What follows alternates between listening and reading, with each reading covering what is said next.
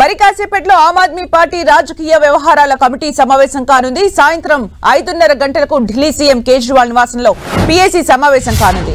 కేజ్రీవాల్ రాజీనామా ప్రకటన తర్వాత ఏర్పడిన పరిస్థితి, ఢిల్లీ కొత్త ముఖ్యమంత్రి పేర్లపై చర్చించే అవకాశం ఉంది. ఢిల్లీ డిప్యూటీ సీఎం మనీష్ సిసోడియా కాసేపట్లో కేజ్రీవాల్ ని కలవనున్నారు. కేజ్రీవాల్ రాజీనామా ప్రకటన తర్వాత తొలిసారిగా వీరిద్దరు భేటీ కానున్నారు. కొత్త సీఎం ఎంపికపై వీరిద్దరి మధ్య చర్చ జరగనున్నట్లు సమాచారం. ఢిల్లీ సీఎం పదవికి రేపు కేజ్రీవాల్ రాజీనామా చేయనున్నారు. అనంతరం ఆప్ శాసనసభాపక్ష సమావేశం జరగనుంది. కొత్త సీఎం ఎంపికపై ఈ మీటింగ్ లో ఆప్ శాసనసభాపక్షం చర్చించనుంది. దేశ చరిత్రలోనే తొలిసారిగా నిజాయితీ నిరూపించుకునేందుకు తన పదవికి రాజీనామా చేస్తున్న మొదటి సీఎం అరవింద్ కేజ్రీవాల్ అని చెప్పారు ఆప్ మంత్రి సౌరభ్ భరద్వాజ్. తమకు 60 మంది ఎమ్మెల్యేల బలముందని, ప్రభుత్వ ఏర్పాటు కోసం త్వరలోనే లెఫ్టినెంట్ గవర్నర్ ను కలుస్తామన్నారు. ప్రభుత్వ ఏర్పాటుకు ఎలాంటి ఇబ్బంది లేదని, వారం రోజుల్లో ఈ ప్రక్రియను పూర్తి చేయాలని మంత్రి సౌరభ్ భరద్వాజ్ చెప్పారు.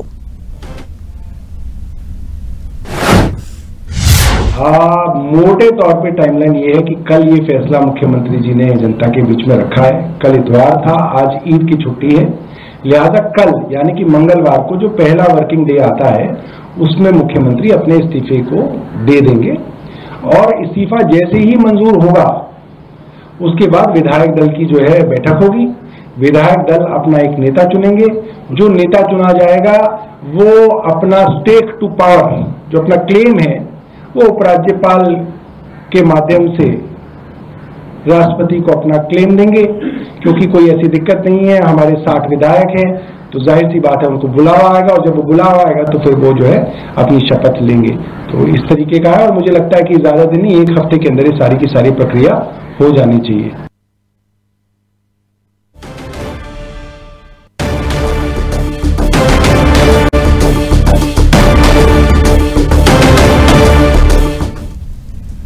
ఇక ఢిల్లీలో చోటు చేసుకుంటున్న తాజా రాజకీయ పరిస్థితులపై మరిన్ని అప్డేట్స్ మా ఢిల్లీ కరెస్పాండెంట్ గోపి అందిస్తారు. గోపి,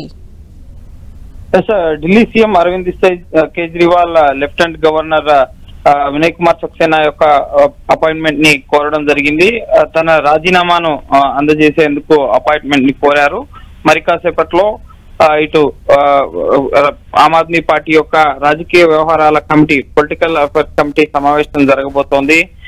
తదుపరి ఆమ్ ఆద్మీ పార్టీకి సంబంధించి ముఖ్యంగా ఢిల్లీ ముఖ్యమంత్రిగా ఎవరు కొనసాగాలి, ఎవరిని ఎంపిక చేయాలి అన్న అంశానికి సంబంధించి ఈ రాజకీయ వ్యవహారాల కమిటీ సమావేశంలో చర్చ అనేది జరగబోతోంది. కేజ్రీవాల్ విడుదలైన తర్వాత తొలిసారి జైలు నుంచి విడుదలైన తర్వాత జరుగుతున్న తొలి పిఎస్సి సమావేశం ఇది. ఈ సమావేశంలోనే తదుపరి ఆమ్ ఆద్మీ పార్టీ ఇటు 2025 ఫిబ్రవరిలో అసెంబ్లీ ఎన్నికలు జరగాల్సి ఉంది. అప్పటి వరకు పార్టీని ఎవరు ముందుకు తీసుకెళ్లాలి, ఏ అంశాలని ముఖ్యంగా ప్రధానంగా తీసుకుని ముఖ్యమంత్రి ఎంపిక జరగాలి, ఇటువంటి అంశాలపైన పిఎస్సిలో చర్చ జరగబోతోంది. అలాగే తదుపరి ఆమ్ ఆద్మీ పార్టీ రాజకీయ కార్యాచరణ ఏ విధంగా ఉండాలి, పాదయాత్రలు కానీ ప్రజల్లోకి ముఖ్యంగా పార్టీని తీసుకెళ్లడం, బీజేపీ కేంద్ర దర్యాప్తు సంస్థలను ఏ విధంగా దుర్వినియోగం చేస్తోంది, ఇటువంటి అంశాలతో పాటుగా గడిచిన 10 ఏళ్లలో ఆమ్ ఆద్మీ పార్టీ ప్రజలకు అందించిన సంక్షేమాన్ని ప్రజల్లోకి తీసుకెళ్లడం, ఇటువంటి ఒక యాక్షన్ ప్లాన్ తో ప్రజల ముందుకి కేజ్రీవాల్ వెళ్లబోతున్నారు.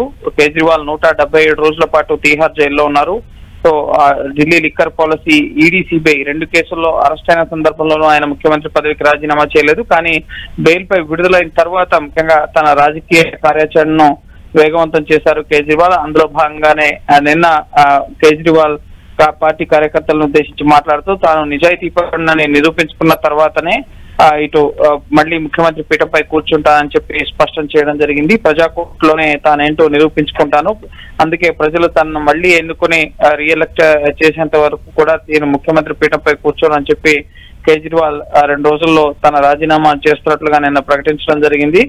ఈ రోజు సెలవు దినం కావడంతో రేపు ముఖ్యంగా ఎల్జీని కలిసి తన రాజీనామా పత్రాన్ని అందించబోతున్నారు. అయితే ముఖ్యమంత్రిగా ఎవరుంటారు అన్న అంశానికి సంబంధించి ముఖ్యంగా సునీత కేజ్రీవాల్, అలాగే ఇటు అతిషి, సౌరవ్ భరద్వాజ్, కైలాష్ గెహ్లాట్, అలాగే మరికొంతమంది పేర్లు, గోపాల్ రాయ్, అలాగే మొహమ్మద్ ఇఫ్రాన్, ఇటువంటి పేర్లు ముఖ్యంగా వినిపిస్తున్నాయి. సో ఎవరిని ఎంపిక చేయాలి అనేది ఢిల్లీ యొక్క ఆమ్ ఆద్మీ పార్టీ శాసనసభాపక్ష సమావేశం రేపు జరగబోతోంది. సో రేపటి సమావేశంలో తదుపరి ముఖ్యమంత్రి ఎవరు అనేది నిర్ణయించడం జరుగుతుంది. ఇటు ఒకవేళ ప్రభుత్వాన్ని రద్దు చేస్తే రాష్ట్రపతి పాలన ఏర్పడుతుంది కాబట్టి సో ఆ దిశగా కాకుండా మరొక నూతన మంత్రిని ముఖ్యమంత్రిగా ఏర్పాటు చేసి ఎలక్షన్స్ ని ఫేస్ చేయాలని చెప్పి ఆమ్ ఆద్మీ పార్టీ భావిస్తుంది. అందులో భాగంగానే అది కాకుండా ఇప్పుడు లిక్కర్ కేసులో విడుదలైన తర్వాత, బెయిల్ పై విడుదలైన తర్వాత కూడా ముఖ్యమంత్రిగా కేజ్రీవాల్ కి నిర్ణయాలు తీసుకునే అధికారం అనేది కోర్టు కల్పించలేదు కాబట్టి, సో అధికారికంగా ఆయన ఎటువంటి నిర్ణయాలు తీసుకోలేని పరిస్థితిలో ఉన్నారు కాబట్టి ఇప్పుడు నూతన ముఖ్యమంత్రిని ఆమ్ ఆద్మీ పార్టీ నియమించడం జరుగుతుంది. సో రాజకీయంగా ఇది ఒక పొలిటికల్ డ్రామాగా, అలాగే ఇటు కేజ్రీవాల్ సింపతి పాలిటిక్స్ ప్లే చేస్తున్నట్లుగా ఇటు బీజేపీ కానీ కాంగ్రెస్ కానీ కేజ్రీవాల్ ఈ ముఖ్యమంత్రి పదవికి రాజీనామా చేసే అంశాన్ని పరిగణిస్తున్న పరిస్థితి ఉంది. సో చూడాలి ఎవరిని కేజ్రీవాల్ తదుపరి ముఖ్యంగా ఢిల్లీ ముఖ్యమంత్రిగా, ఆమ్ ఆద్మీ పార్టీ పుట్టిన తర్వాత 10 ఏళ్ల పాటు కేజ్రీవాల్ ముఖ్యమంత్రిగా ఢిల్లీలో 2013 నుంచి ఇప్పటి వరకు కూడా కొనసాగుతూ వచ్చారు. సో ఇప్పుడు తదుపరి ఎవరికి అవకాశం ఇస్తారు అనేది మనం వేచి చూడాలి. మరి కాసేపట్లో పొలిటికల్ పిఎసి సమావేశం జరగబోతుంది, రాజకీయ వ్యవహారాల కమిటీ సమావేశం. అనంతరం రేపు ఆప్ శాసనసభ పక్ష సమావేశం జరుగుతుంది. అందులో నూతన ముఖ్యమంత్రిని ఆప్ ఎమ్మెల్యేలు ఎంపిక చేయడం జరుగుతుంది. Thank you Gopi for the updates.